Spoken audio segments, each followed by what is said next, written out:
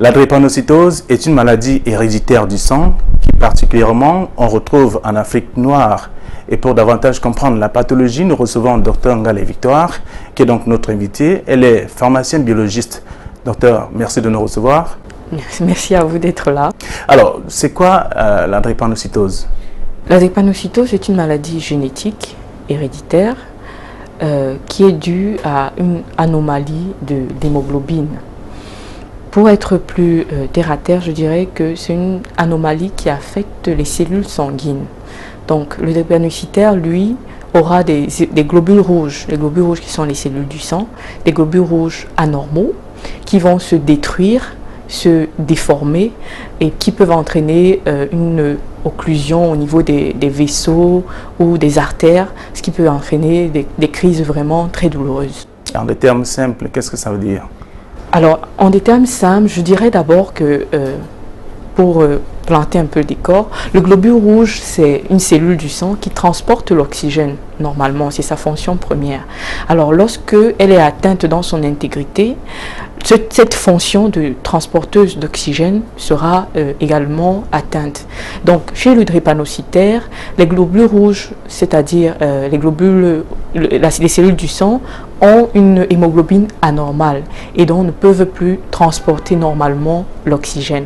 En plus de ça, le globule rouge va se déformer, va prendre une forme de fossile ou alors d'arc lunaire. Et cette forme entraîne une rigidité de la cellule, ce qui va boucher les vaisseaux sanguins. Et si les vaisseaux sanguins sont bouchés, les organes ne sont plus alimentés en oxygène, donc le patient va souffrir de nécrose tissulaire, il va souffrir d'infarctus au niveau des tissus, ce qui explique toutes les crises que les drépanocytaires peuvent avoir. Alors, comment est-ce qu'on parvient à dire que quelqu'un est drépanocytaire? Alors, c'est un test simple que le sujet effectue au niveau il s'agit d'une prise de sang qu'on effectue chez le patient et on essaye d'analyser justement dans ce sang les cellules sanguines, surtout l'hémoglobine du patient pour essayer de détecter la présence d'une hémoglobine anormale, dite S. C'est-à-dire quoi? Des parents qui se retrouvent ou... Alors, l'hémoglobine S, si je vais essayer d'expliquer un peu ce que c'est. Un sujet normal comme vous et moi devrait avoir une hémoglobine normale, qui est l'hémoglobine A. Alors, lorsque cette hémoglobine subit une mutation génétique, ça entraîne la formation d'une hémoglobine S, qui est donc anormale. Donc, si vous avez, si je prends l'exemple d'un couple, si dans un couple, on a un papa qui a une hémoglobine, la présence d'une hémoglobine S, donc qui a une forme AS, et une maman qui a une forme aussi AS, les deux se retrouvent avec un gène anormal. Et parmi leurs enfants, ils peuvent faire un enfant qui portera les deux gènes en même temps. Et c'est cette forme qui est grave, dite homozygote, et qui entraîne la maladie. La forme AS est une forme hétérozygote, donc qui transmet la maladie. Alors, vous voulez dire que des parents, le père et la mère, qui portent des gènes différents, qui constituent ce qu'on appelle un bébé drépanocytaire. Oui, effectivement. Donc, il faudrait qu'il y ait la présence d'un gène anormal chez les deux parents. Je prends l'exemple, si un drépanocytaire qui a une forme SS épouse une femme qui a une forme AA, il va faire des bébés AS. Là, il n'y a pas de risque. Mais c'est dans le cas où on a deux personnes, un homme et une femme, qui portent chacun un gène anormal, on risque dans un bébé sur 4, risque d'être SS. Alors, tout ceci, on découvre ça lorsqu'on a fait un test de... Une électrophorèse de l'hémoglobine. C'est au terme de ceci qu'on découvre donc quel est le type. On connaît son statut par rapport à l'hémoglobine. C'est-à-dire, on sait si on est AA, si on a une hémoglobine normale, si on est AS, si on a un trait drépanocytaire, ou alors si on est SS, dans ce cas, on a une drépanocyte. Alors, lorsqu'on est désormais drépanocytaire, comment est-ce que le patient vit? Quel est son rythme de vie? Est-ce qu'il est normal encore? Alors, sur le plan humanitaire, le drépanocytaire est un sujet à part entière, mais qui souffre beaucoup du fait de sa maladie. parce que justement la maladie, comme je le disais tantôt, entraîne l'hémoglobinose S entraîne une destruction prématurée des hématies, ce qui va entraîner une anémie chez le patient. Les hémoglobines qui sont désormais anormaux vont se falciformer, c'est-à-dire se recourber et vont boucher les vaisseaux. Il va souffrir de crise vaso-occlusive, il peut souffrir de nécrose. En tout cas, il y a plusieurs complications, des complications invalidantes et irréversibles que le drépanocytaire pourrait avoir. Donc, c'est un patient qui va vivre au rythme des transfusions sanguines, de la prise de médicaments comme des antidouleurs parce qu'il a des crises vaso-occlusives vraiment douloureuses, au rythme des antibiotiques parce qu'il a un risque accru des infections, parce que son système immunitaire ne répond plus normalement. Donc il a une panoplie de médicaments qu'il doit prendre au jour le jour pour améliorer sa qualité de vie.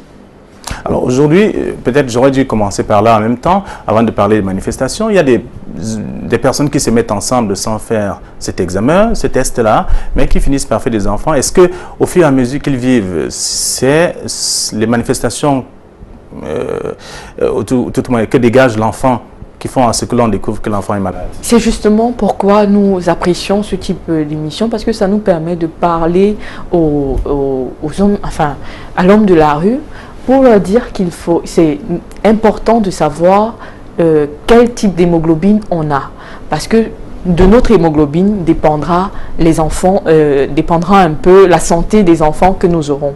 Ça veut dire quoi? Ça veut dire que si avant de se marier, on fait notre électrophorèse de l'hémoglobine, on sait désormais si on est AA ou AS ou SS. Et donc, quel est le risque qu'on a d'avoir des enfants SS en fonction du résultat de l'électrophorèse d'hémoglobine de notre partenaire. Donc, on sait d'emblée quel risque on peut encourir. Donc, c'est pour cette raison que si on se marie sans le savoir, effectivement, c'est quand on va voir que l'enfant est constamment malade, qu'il a eu des anémies ou bien un manque de sang ou bien qu'il a des douleurs et tout ça là, qu'on sera amené à faire des examens pour comprendre, pour savoir exactement si cet enfant ne souffre pas de cette. Alors, docteur, retenez également qu'on ne fait pas que les enfants dans le mariage, même hors mariage, même si quelque part on dit qu'il faut attendre le mariage pour faire des enfants, mais quand même, c'est des cas qui arrivent, on finit par faire des enfants hors mariage sans le savoir. C'est un peu dans ce sens que je pose la question de savoir si c'est également un risque de le faire. Bien évidemment. Sans avoir fait le test, bien entendu. Évidemment, la génétique ne choisit pas le mariage ou bien hors mariage. Ça veut dire que si vous avez une compagne, je veux dire une copine, je ne sais pas, dont vous ne connaissez pas un peu le profil électrophorétique, si elle est AS et que vous êtes AS aussi, vous avez de fortes chances de faire des enfants, enfin, une chance sur 4 de faire un enfant SS. Alors, je voudrais qu'on marque l'unique pause de ce programme, c'est-à-dire on va donner la parole à l'homme de la rue qui va nous dire ce qu'il pense de ce qu'on appelle la drépanocytose. C'est d'ailleurs un cas grave. Mais maintenant, la question a été posée à l'homme de la rue de savoir qu'est-ce qu'il pense de cette maladie. Est-ce qu'il connaît, est-ce qu'il ne connaît pas? Qu'est-ce qu'il pense justement? C'est la question. Et juste après, vous allez réagir.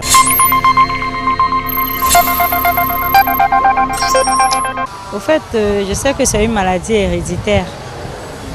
Voilà, bon, ben, c'est par rapport aux parents. Bon, ça dépend de, je ne sais pas si c'est, on appelle ça un examen appelé, bon, on fait un examen, ça dépend du sang, l'électrophorèse, voilà, l'électrophorèse du sang. J'ai souvent entendu parler de AS, SS, bon, ben, maintenant le croisement des parents. Ça dépend, l'enfant peut être SS, peut être AS, mais on parle de drépanocytose. Je sais que c'est une maladie comme toutes les autres, il faut aller à l'hôpital et puis bon, on se fait dépister et puis bon, ça va. Non, non, non, je ne crois pas, on est avec ça. Et c'est une maladie qui ne dure pas, celui d'un enfant de 17 ans, il peut mourir à l'âge de 17 ans ou alors à 25 ans. Tu ne traverses pas 25 ans. C'est une maladie par rapport au groupe sanguin qui se transmet du père au fils. Donc, ce que j'ai appris à l'école, qui concerne les maladies, le groupe sanguin AS, SS, et ça dépend du père et de la mère.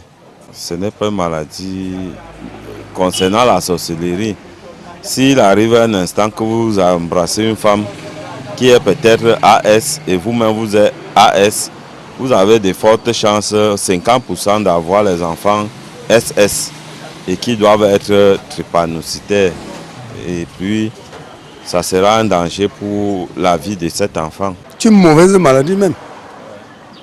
Parce que quand je me refais, quand on parlait de Dr Jamon, on avait dit qu'ils avaient découvert cette maladie à l'époque. Je sais que c'est une maladie héréditaire qui se transmet par les jeunes, donc des parents pour l'enfant, au niveau des sangs.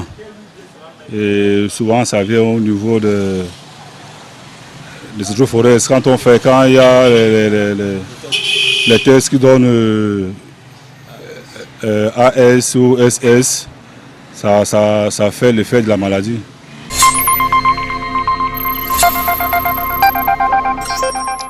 Docteur, vous avez écouté l'homme de la rue. Quelle est votre réaction après ces idées émises par ces personnes? Alors, je pense que dans les réponses de l'homme de la rue, je pense qu'il y a beaucoup d'ignorance quand même. Et c'est légitime parce que quand on ne connaît pas une maladie, on peut s'adonner à tout type d'explication. Mais ce qu'on devrait savoir, c'est que véritablement, la drépanocytose, c'est une maladie qui est d'abord génétique, donc qui touche les gènes. Et c'est une maladie qui est héréditaire. Ça veut dire que c'est chaque parent, c'est les parents qui transmettent la maladie aux enfants. Et il n'y a qu'un seul moyen de le savoir, c'est de pouvoir réaliser un test d'électrophorèse de l'hémoglobine. Et voilà, on saura si on est drépanocytaire ou si on a un risque d'avoir des enfants drépanocytaires. Donc ce n'est aucunement la sorcellerie ou bien autre chose en tout cas. Alors nous restons donc avec cette maladie pour parler cette fois des complications. On a parlé tout à l'heure des manifestations. Est-ce que cette maladie a des complications? On a observé que certains finissent par... À l'époque on nous disait qu'il fallait pas, l'enfant n'atteignait pas 21 ans et il pouvait mourir à tout moment. C'est vrai que depuis 20 ans quand même, la recherche a un peu évolué. Mais pour revenir d'abord à votre question, en effet, c'est une maladie qui entraîne des complications très sévères. Je le disais tantôt, il y a d'abord cette anémie-là, parce que les globules rouges anormaux se détruisent systématiquement, donc entraîne un manque de sang, si vous voulez, je dois utiliser un langage terre à terre. L'anémie, c'est un manque de sang. Donc le drépanocytaire va souffrir d'anémie. Le drépanocytaire va souffrir également de crise vaso-occlusive parce que ces vaisseaux seront bouchés par les globules rouges qui ont pris une forme anormale. Et ce qui va faire qu'il aura des douleurs atroces, des douleurs intenses. Et donc, il peut avoir aussi des nécroses de type osseuse, et ce qui va entraîner des complications vraiment irréversibles et invalidantes. Donc, vous allez voir des drépanocytaires qui ont des déformations osseuses, qui sont obligés de marcher avec des béquilles. Donc, c'est vraiment une maladie qui, lorsque les complications s'installent, est vraiment sévère. Donc ça peut entraîner par exemple sur le plan social ou même sur le plan professionnel, ça peut entraîner même l'arrêt du travail parce que le drépanocytaire va tout le temps s'absenter à cause des crises douloureuses ou à cause des nécroses. Donc voilà un peu le quotidien du drépanocytaire. Alors parlant des crises, comment est-ce que ces crises sont gérées généralement chez les drépanocytaires? Alors, en général, le drépanocytaire, en fonction des crises, parce que dans certains cas, s'il a une anémie sévère, il est déjà suivi par son médecin et c'est son médecin qui recommande en général des transfusions sanguines s'il a une anémie sévère ou alors s'il a des crises douloureuses, il va prendre des antalgiques, des anti-inflammatoires pour essayer de diminuer un peu la douleur et dans les cas où il y a des infections ou alors un risque d'infection, il va prendre des antibiotiques. Mais c'est vraiment beaucoup de médicaments que le drépanocytaire doit prendre pour essayer de gérer ces crises. On va parler de la prise en charge. Vous avez peut-être déjà évoqué un peu la gestion des crises, c'est pas à travers les médicaments, mais maintenant, quelqu'un qui est drépanocytaire, il est sous traitement à vie, et comment est-ce que ça se passe? C'est beaucoup d'argent de dépenser? Bien évidemment, puisque c'est une maladie, vraiment, c'est une maladie à vie, on va dire. Il est né avec ça, il mourra avec ça. Donc pour pouvoir vivre bien, il est obligé déjà d'avoir une bonne alimentation qui va lui permettre d'éviter les crises. Il va aussi avoir recours aux médicaments le plus souvent, mais surtout il doit avoir un bon suivi médical, parce que pour éviter d'avoir des crises, il doit avoir un suivi médical régulier, justement pour que le médecin voit si ses organes fonctionnent bien, s'il n'y a pas de risque de crise. Donc voilà un peu, et tout ceci a un coût. Faire un suivi médicalisé régulier, c'est coûteux. Avoir une alimentation saine, c'est coûteux. Donc tout ceci a un coût pour le drépanocytaire. Alors, lorsque vous parlez d'alimentation saine, vous faites allusion, ça veut dire qu'il y a des choses, il y a des nourritures qu'il ne mange pas, des nourritures qu'il doit nécessairement manger. Alors, le drépanocytaire, si je peux un peu m'avancer sur ce terrain, le drépanocytaire, du fait de son incapacité à générer des cellules sanguines normales, il va avoir une alimentation qui pourra permettre une bonne synthèse du sang. Par exemple, il va prendre des aliments riches en fer, il doit prendre des aliments riches en vitamines, il doit prendre tout ceci pour contribuer à produire une quantité de sang dont il a besoin, parce qu'il est tout le temps anémié, donc il faudrait qu'il produise du sang. Donc il va prendre des aliments qui sont riches en minéraux. Donc tout ça là, c'est une sélection sur le plan nutritionnel qui a un coût. Donc l'alimentation doit être variée, l'alimentation doit être équilibrée, l'alimentation doit être saine. Alors, je réitère ma question tout à l'heure. On l'a appris, ou on l'apprenait à l'époque, les drépanocytaires ne dépassaient pas 21 ans. Aujourd'hui, ce n'est plus le cas. Aujourd'hui, ce n'est plus le cas, déjà parce que justement la recherche a permis de mettre en évidence des molécules qui permettent qui améliorent la qualité de vie des drépanocytaires. Je peux en citer une, c'est l'hydroxyurée que le drépanocytaire utilise, qui va permettre justement de synthétiser une quantité plus importante d'hémoglobine fœtale. Là, c'est sur le plan un peu scientifique, mais en tout cas, c'est ce que la recherche a mis sur pied pour permettre au drépanocytaire de pouvoir synthétiser un autre type d'hémoglobine, contrairement à l'hémoglobine anormale, donc ce qui lui permet d'avoir une bonne oxygénation des tissus, d'avoir une bonne qualité de vie en tout cas. Alors, après cet âge-là, on a observé que les drépanocytaires finissent par marcher sur des béquilles. Pour quelles raisons? Je vous parlais tantôt des nécroses osseuses. Ce sont des complications, disons, au long cours de la drépanocytose. Parce que justement, le tissu osseux, qui est un tissu vivant, a lui aussi besoin d'oxygène.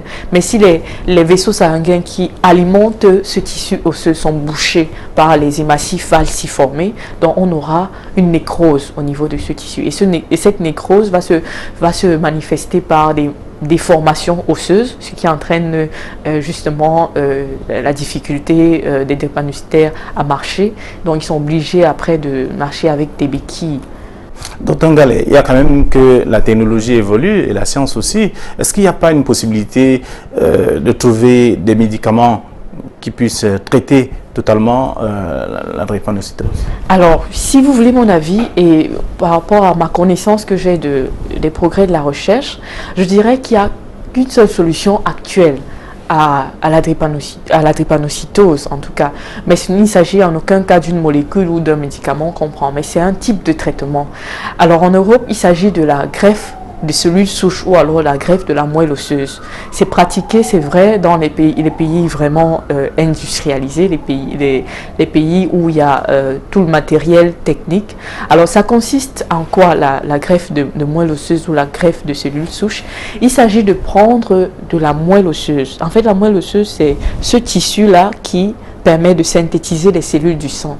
Donc on va prendre ce tissu, la moelle osseuse, chez un sujet sain.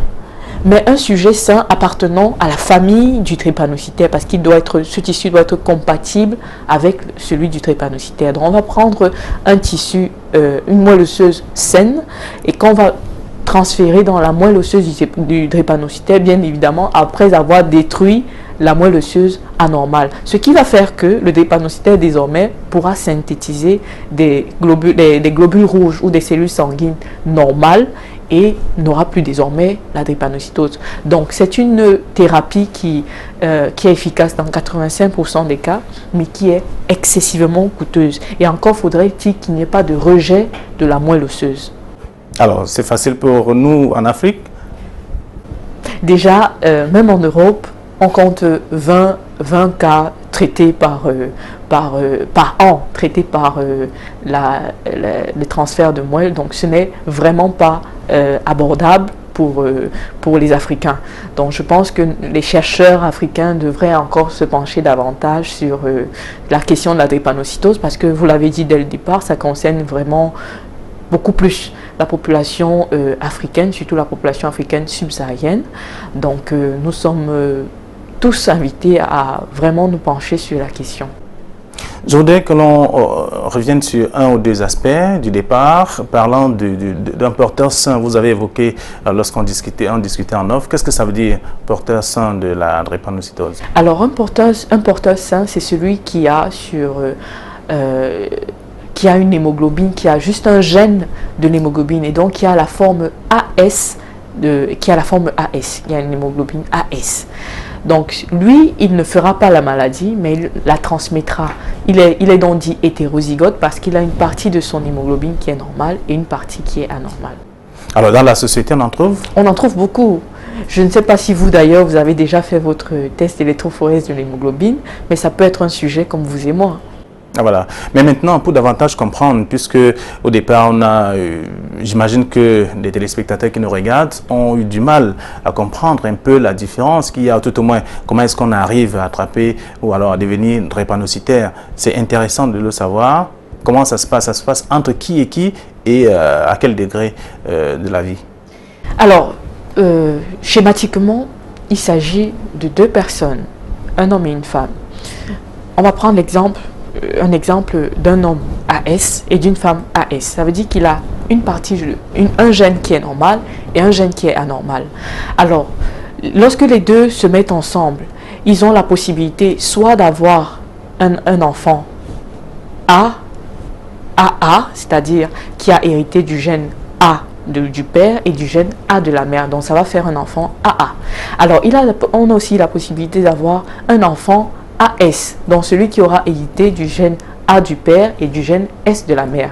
On peut avoir deux comme ça, parce que on peut aussi avoir celui qui a hérité du gène A de la mère et du gène S du père. Mais le cas qui nous intéresse ici, c'est celui-là qui aura hérité malheureusement des deux gènes anormaux, c'est-à-dire du gène S de la mère et du gène S du père. Et c'est cet enfant-là qui fera donc la drépanocytose. Donc ça veut dire que pour deux parents qui ont une hémoglobine AS, ils ont une chance sur 4 d'avoir un enfant SS. Alors vous disiez que également en parlant, notamment en faisant la démonstration tout à l'heure, c'est dire que dans une famille, est-ce que ces enfants peuvent mourir à bas âge, par exemple? S'ils ne sont pas pris en charge très tôt, c'est possible. Mais aujourd'hui, justement, on a, avec toutes les molécules qui sont sur le marché, si le patient est pris en charge rapidement, on a la possibilité d'améliorer sa qualité de vie.